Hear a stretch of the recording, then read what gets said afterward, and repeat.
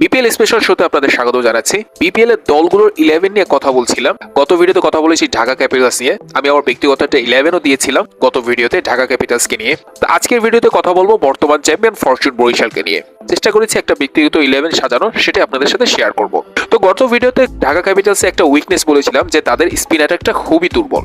তো ফরচুন বরিশালকে নিয়ে যখন আমি একটু রিসার্চ করলাম তখন তাদের একটা সবচেয়ে বড় উইকনেস আমার সামনে ধরা পড়েছে। তার আগে বলে নেই যে তাদের আরেকটা উইকনেস আছে। এখন এটাকে আমি উইকনেস বলবো না তাদের সমস্যা বলবো না কি বলবো আমি বুঝতে পারছি না। সেটা হচ্ছে যে তাদের এত প্লেয়ার যে তারা কাকে রেখে কাকে খেলাবে। তো তাদের উইকনেসের জায়গায় আসি। তো তাদের সবচেয়ে বড় যে উইকনেসটা আছে যে তাদের দেশীয় কোনো কোয়ালিটি সম্পূর্ণ ফাস্ট বোলার নেই। মোহাম্মদ সাইফুদ্দিনকে তারা ছেড়ে দিয়েছে, জানি না কেন তাকে ছেড়ে দিয়েছে।